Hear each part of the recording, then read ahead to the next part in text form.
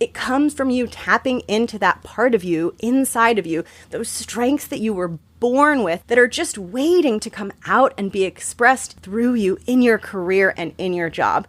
That is what I mean by make yourself indispensable.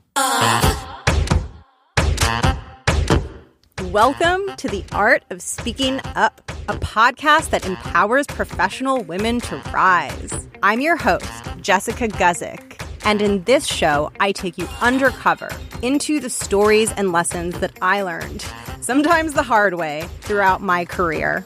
I also talk with working women, leaders, and coaches to show you that no matter what your struggle is, and no matter what your career goals are, you already have all the talent that you need to succeed.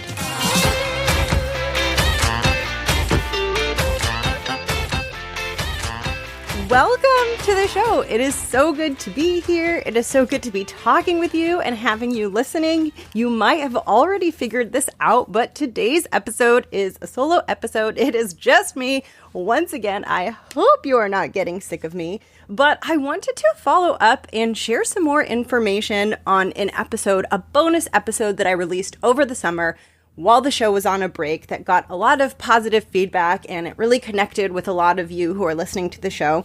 And I wanted to dive deeper into that topic. And that topic is one of my favorite topics, one of the reasons that I started this show, one of the things that I'm the most excited about, and that is the topic of women advancing and moving up and getting promotions and growing our careers. And I want to start getting into some tactics and some ideas and some things that you can begin thinking about and that you can begin implementing right away to take a proactive role, to take control of your career and move yourself forward. Now, advancing your career and this entire topic, there is so much to talk about here. I could probably do an entire series of solo episodes and maybe not even scratch the surface of this topic. So think of today's episode as an overview of some topics that I'll probably go deeper into. And I would also love to know which of these topics you would find it most helpful to go deeper into. But I'm going to cover 3 building blocks, 3 pieces that are really key and core when it comes to career advancement and when it comes to moving ahead. And it's going to be an overview of those 3, and I'm going to explain what they are, but I'm not necessarily going to go super deep in each one. I'll probably do that in future episodes. Let me know which ones you want me to go deeper into. I'm here to help you. But what I really want to talk about when it comes to these 3 building blocks is what they are, and then the mindset blocks and fears and hesitations that get in the way and often stop us from actually taking these steps and pursuing these actions and putting these 3 building blocks in place. Because taking control of our careers requires courage. It requires courage because it can be really, really scary.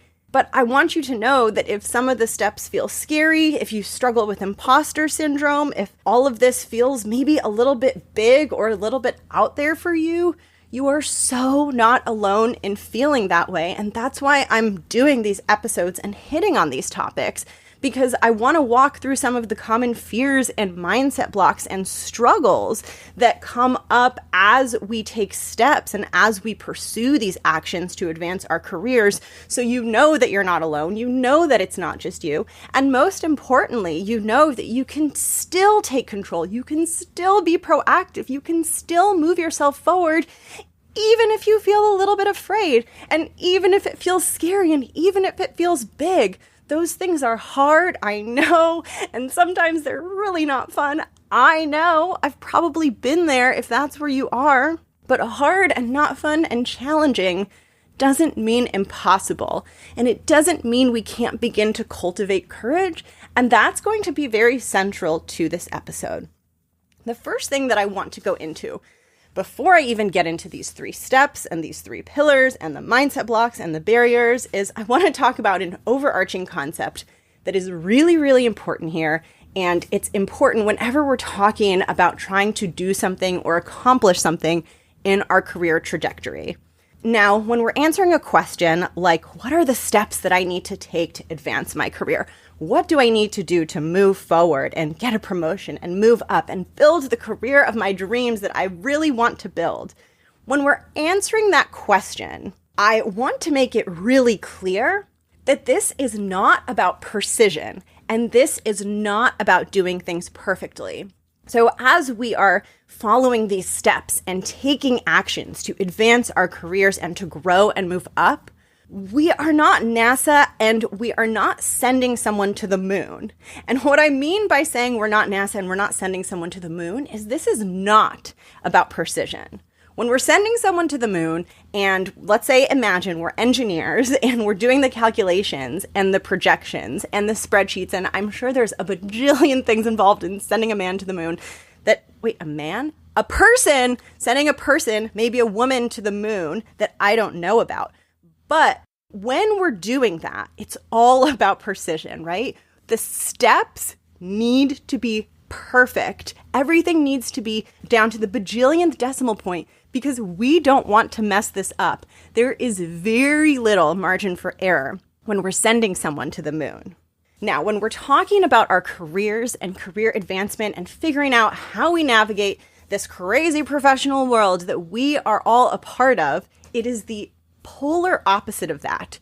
We are not sending someone to the moon. This is not about precision. This is not about getting it perfectly right to the bajillionth decimal point. This is about taking action that seems like it's going to work, doing things that feel like they make sense. And when things don't work and when we realize that those things didn't make sense, learning and correcting. But we don't want to wait until our information is perfect and we have 100% certainty before we take action, because this isn't the type of exercise where there's one precise way to do this. And this also, despite the way you might feel, this also isn't the type of exercise where if we make a mistake, we're doomed, right? If there's a mistake made when we're sending someone to the moon, it's not going to be good. But this is not that. But the thing is, it could feel like that.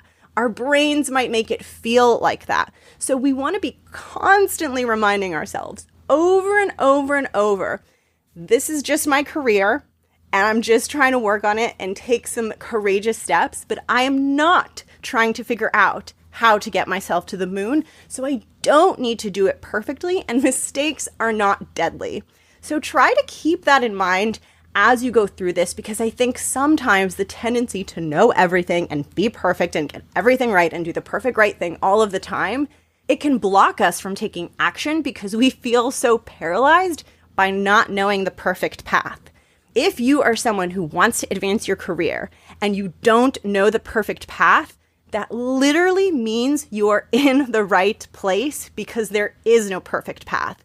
So it's so important for all of us to get comfortable with that ambiguity, to get comfortable with that uncertainty, and to view ourselves as the people that can solve that ambiguity and that can move through that uncertainty rather than waiting for total clarity and total precision before we take action. So I just wanted to share that with you because I think it'll be really helpful as you think through some of these questions and as you inevitably run into uncertain, ambiguous, uncharted territory where you're not exactly sure what the next step is. That doesn't mean that you need to be perfect before you can proceed. Okay, so now that I've shared that, let's get into the building blocks. I'm going to start with number 1, and I'm going to walk you through what it is, and then I'm going to walk you through some of the mindset challenges that might pop up as you try to incorporate this into your career and into your professional goals and your career development plan. Step 1, and by the way, you don't need to do these steps in order. They're completely interchangeable, but I'm going to present them in a 1, 2, 3 because I think it's just going to make it feel simple and easy. So step 1 is to map your path upwards. Map your path upwards. If we don't know where we're going, it's going to be a lot harder for us to get there. And when we declare where we're going, that declaration in and of itself is an empowering, igniting, invigorating act. So it's really important for us when we're thinking about our career growth is to put tangible goals down for where we want to move, whether those are positions at our current company or those are moves upward that we want to make over time. But the way that you can think about it is throughout your career, you're going to have many moves up. So if this is your first time thinking about advancement and a career promotion, know that this is not the first time you're going to come to this rodeo. This is hopefully going to happen for you over and over and over again. And when I talk about mapping your path upwards, you can map as many layers up as you want. You can just focus on the next thing ahead of you where you're like, okay, I'm right here and I know next I want to be here.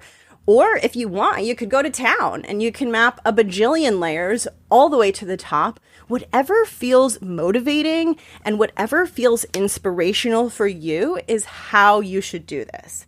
Now, it is very likely that as you're hearing this, you might be having some like panicky thoughts that are like, I don't know, Jessica. I don't know what my path upwards is. I don't know what it looks like. I don't know what the position is. I don't know which way to go. I don't know where I'm going. I don't know my career path.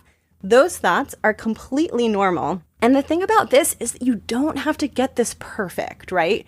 All you have to do is start with something, because when you don't have anything to go off of, it makes it so hard to make progress. So you just want to start with a tiny little step. Even if you're uncertain, that's okay. Most of us are. Things are pretty fuzzy in the professional world. It's not super clear. But what you want to do is to start to sharpen your vision of what that next level could be. Even if you don't know what the title is, even if you can't see it around you in your organization, even if it's not clear in your mind or you feel confused about your career path, push yourself to just ask, what would be a nice addition or enhancement to have to the work that I do? All you have to do is start with something and then build upon it slowly as you learn and gather information. If you put something down on paper, even if you're not sure, and even if you have questions and it feels confusing, you will have something as a reference point. And then as you go about your job and your career, you're going to learn little bits and pieces that are going to help you refine that. So all you need is something that will begin to get you part of the way there. And that's going to turn on your radar to be continually learning about what your upwards options are.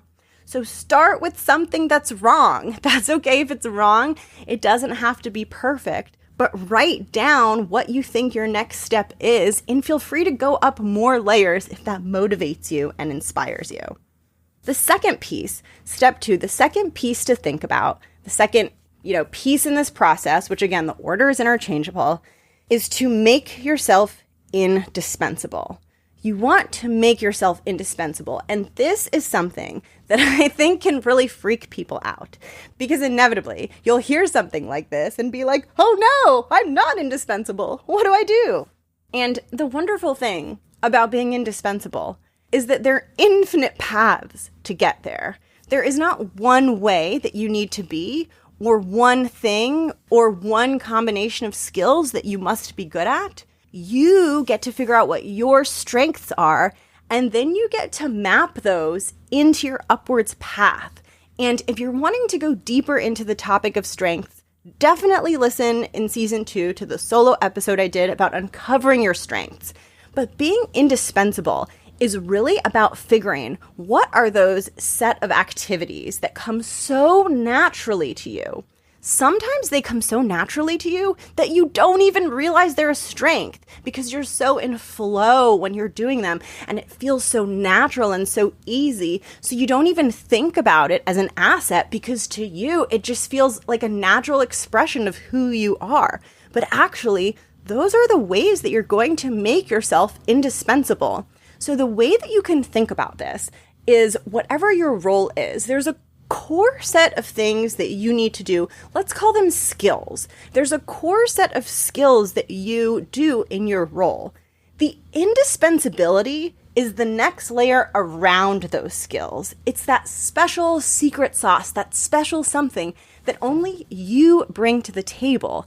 That's why when you hear this thought of make yourself indispensable and you freak out and you're like, I'm not indispensable, that's literally not possible because indispensability comes from that special thing that only you can bring, that is unique to you, your unique combination of strength. It's kind of like the code on a combination lock. Your unique combination that pops open your lock and activates the things that you are so good at and the activities that truly make you shine. That is where your indispensability comes from. It doesn't come from you trying to fit into a mold. It doesn't come from you trying to be something you're not or trying to be someone else. It comes from you tapping into that part of you inside of you, those strengths that you were born with that are just waiting to come out and be expressed through you in your career and in your job. That is what I mean by make yourself indispensable. It should feel good. It should be enjoyable. It should be something that draws upon the best of what you have to offer. And now there's a bit more to this because, like I said, there's the indispensability layer and then the core layer of your skills that you bring to the table for your role. And sometimes making yourself indispensable will involve some thinking on how you can make yourself both indispensable in your current role and how you can begin to build skills and indispensability for that future role that you have mapped that you would like to move into.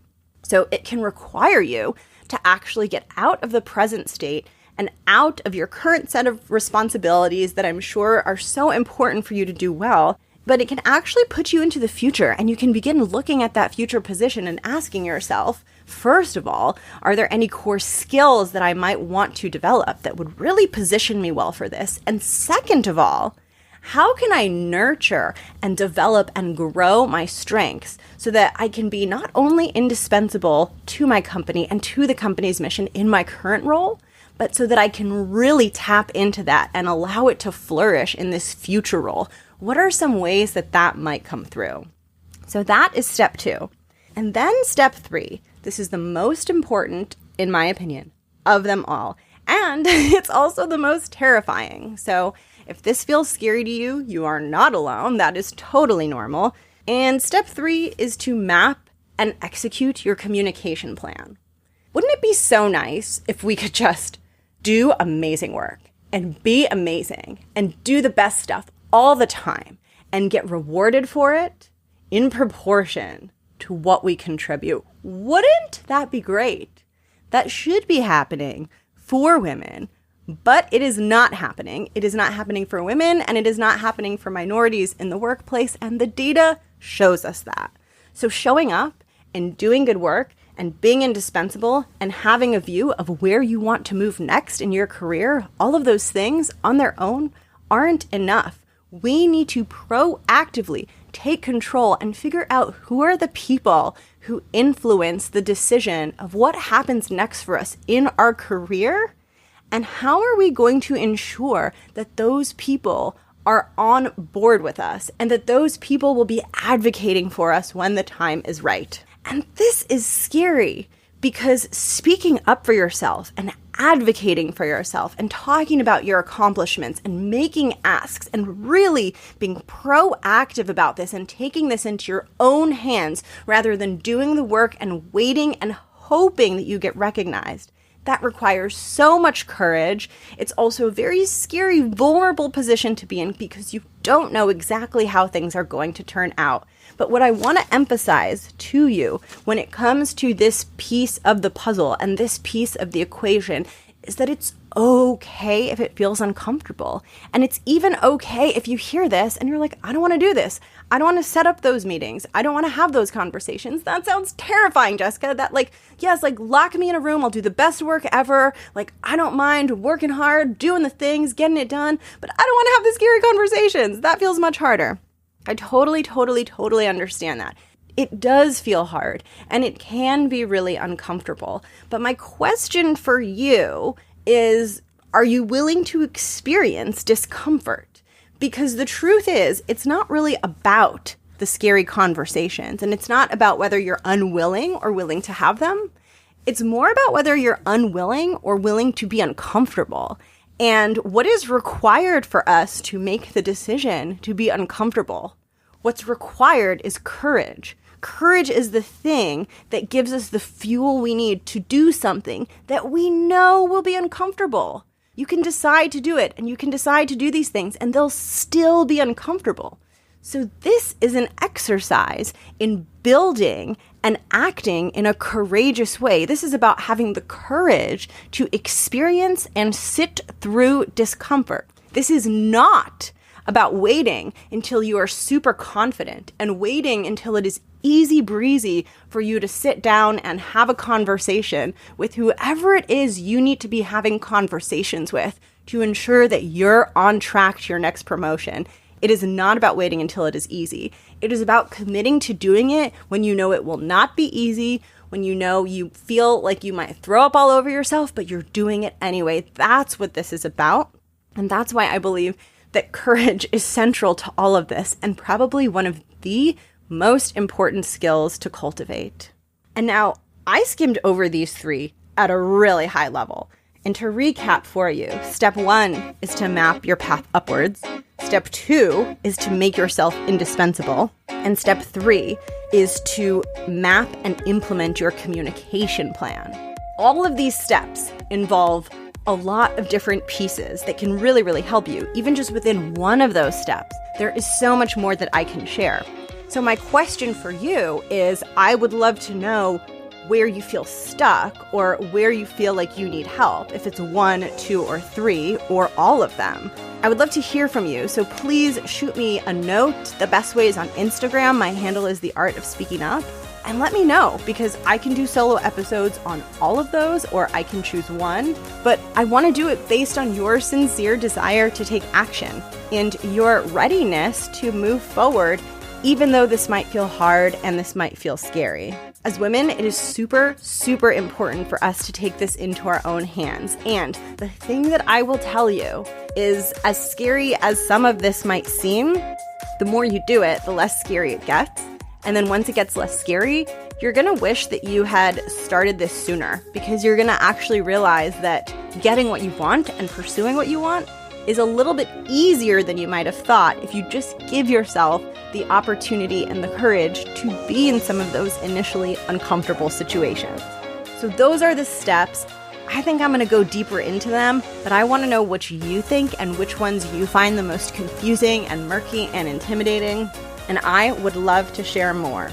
This week's episode is going to be a bit shorter, so I'm going to close things out right here, but I want to give you a massive thank you for listening. And please, if you're enjoying the show, if you're loving the show, share it with a friend and leave a rating in the iTunes store. It is so helpful for me to know that the content is resonating and that it's helpful. And I love getting your feedback and I love getting your reviews. So I would love to hear from you. Feel free to reach out to me, like I said. And with that, I'm going to sign off and I'll catch you in the next episode. Bye.